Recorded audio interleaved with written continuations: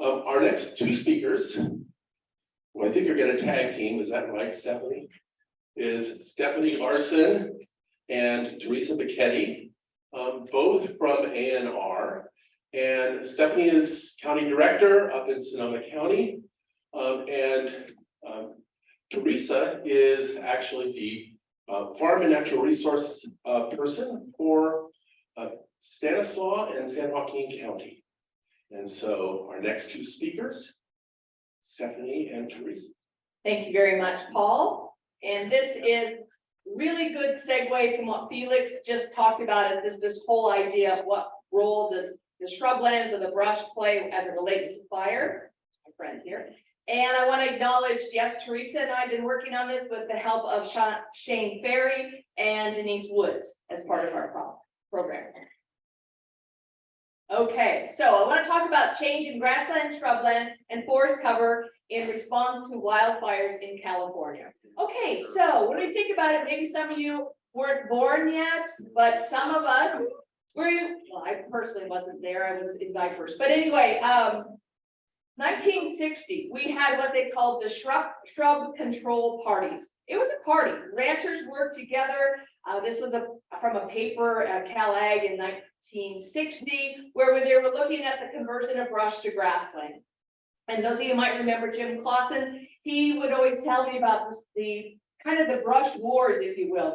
The forestry guys were all supportive of brush, where the livestock grazers wanted to reduce the brush. So we kind of had kind of a forestry brush war there, where we were looking at how do we increase vegetation for the cattle grazing. So they came together, they drew maps, and they talked about, we want to increase our feed by reducing the brush, improve the watershed so we could capture more water in the watershed, and reduce the wildfire hazards. Well, that's, what are we at now?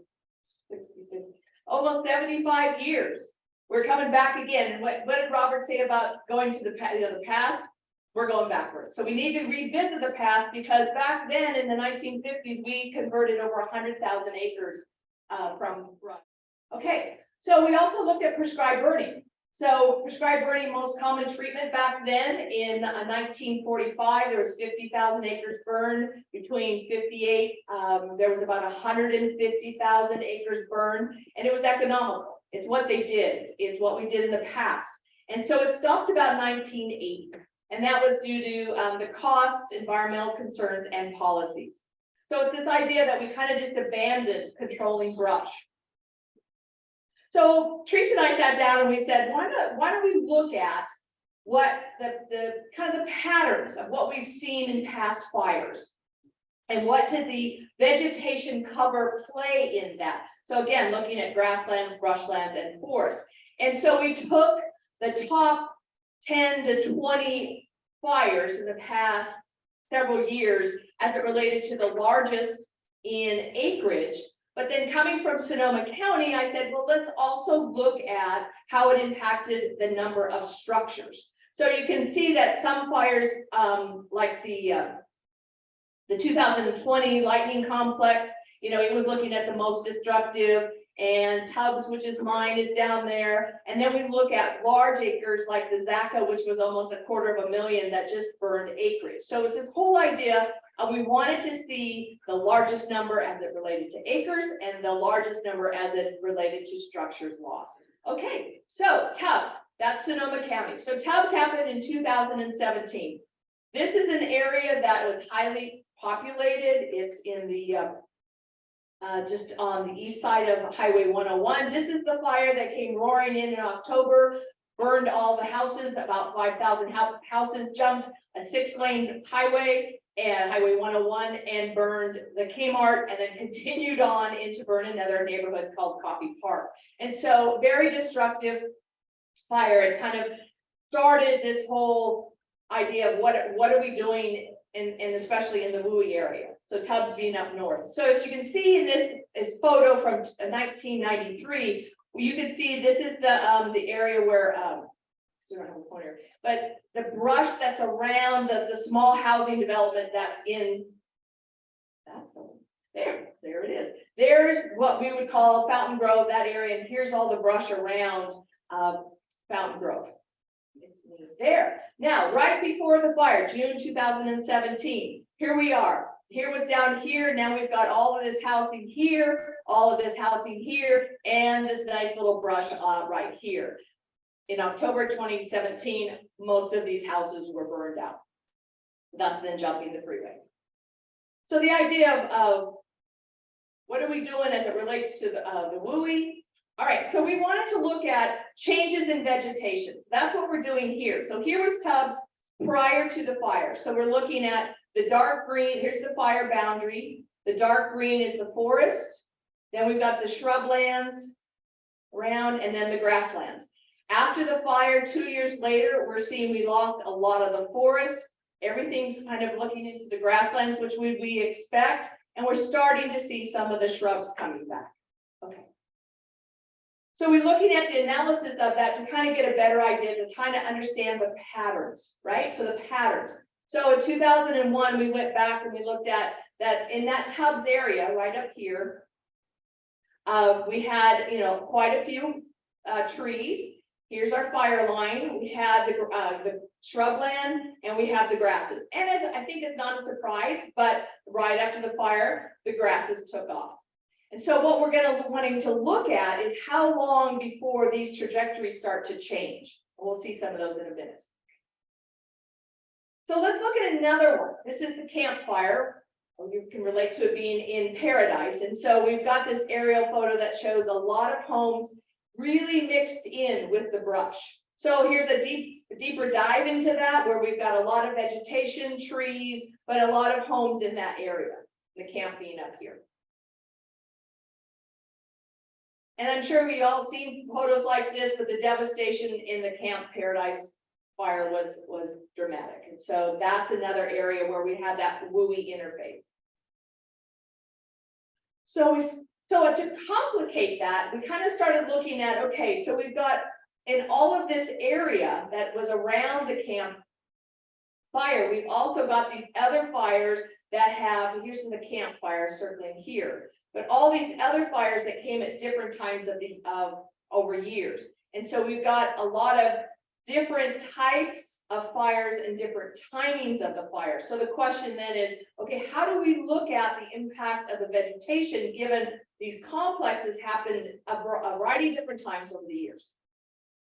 And so looking at just the campfire, we're seeing, again, the changes that we would expect to see. So we had some forested up here, and then we had the shrublands here. And now look, we've all reverted that to grasslands. So this is what happens though when you have all of those different fires kind of mushed in together. You've got these craziness going on, right? So it's the graph telling us that 2001 we were way down here in the shrubland, and then we had another peak, and then probably had another fire, and then we had another spike, and then we had another fire, and so everything's down here, and this is the campfire where the grasslands have peaked. But this is showing that there's a pattern for the shrubs coming back, getting burned, coming back. And who loses in all of this is our forest, because they just continue to go down.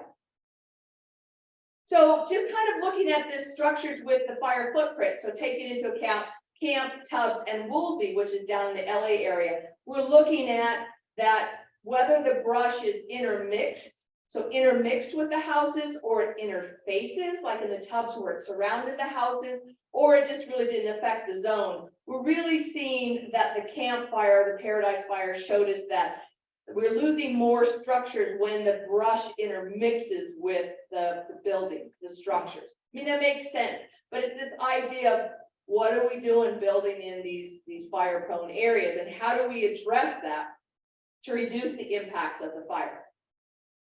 So just to look at some of the largest acreages that were burned, and also the ones that burned a long time ago, so that we can kind of look at the impacts from a longer perspective. So this is the Witch Fire, which is down here in the San Diego area. It was about 150,000 acres when it burned in 2007. So it gives us a longer time frame to look at. So here we are, we have the fire here in 2007, and we've got 15 years of where we saw right after that fire. Obviously the forest still lose out, the grassland peaked like we've seen in all the other fires. But then eventually they start to go down, and guess who's taken off? It's those shrublands. Those shrublands again that are going to be that middle of the fire ladder that could potentially impact fire intensity. And again with Zaca, the same kind of thing. Again, we go back to 2001 or 2007, and Zaca was about 250,000 acres that burned, and the same kind of pattern where we had this, we had the fire and grassland peaked, plateaued out, and then came crashing down, and guess who came back? Our friend the brush. And so again, the loser here is the forest. And so it's this idea of what are we doing to manage that brush, given that we know it's going to come back. So it's this idea of going back to look forward kind of a thing. And so it's recognizing that we can document that without management after a fire, we're going to see a time frame where grasses take off and then the brush is going to encroach. And so it's this idea of what are we going to do to manage the brush so that we can reduce the fire impacts, the fire intensity, because we know it's going to come back. And if folks are concerned about carbon and sequestration and getting our forested back, this is showing that we're losing that forest. So it's this whole idea of looking back again, looking kind of summarizing this in 1958, we had, a lot of control methods. We used chemical and graze, we used fire and graze, chemical, no grazing, and the amount of brush stayed pretty low. Here, where we just did no grazing, it turned into 100% brush. And here with control and some grazing, we got a little bit of reduction, but yet it still takes off. And then fire and no grazing will burn the brush, but it will eventually come back. So it's this idea of we absolutely need to think about how we're going to manage that brush and how we're going to maintain the grasslands and the other resources that we hope to get back.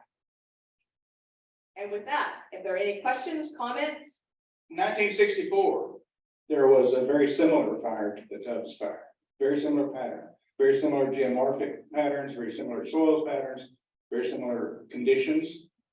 Would that not be a great analysis to do to compare to the, 50 years later fire? Right. So absolutely, the Tubbs fire had the exact same footprint, and yet they built right back into that footprint, and they've done it a second time.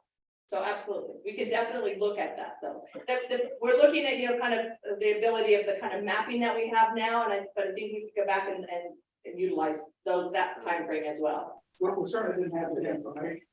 Got it in granular form now that we're back then. But it would be very, it's almost necessary to do that and look at trees, etc. I agree. Is there any kind of historical record of a longer time frame when the land was managed by First Nation people in terms of what were the actual mixes of grasslands and forest? I'm looking at Lynn. There is some, we think opal phytoliths, which are little glass particles in the soil, and you can tell when something was a grassland. Felix actually knows more about this than me by far. And you can, right, Felix? So you can look at what was a grassland and what might have been something else for about 5,000 years, I think, if conditions are right. And there's pollen studies too, but they're a little more vague. But those are not that common, and they're relatively expensive, but they have been done in some areas, I think. Around Pepperwood, they've got that. Thank you. I think we're there. Thanks,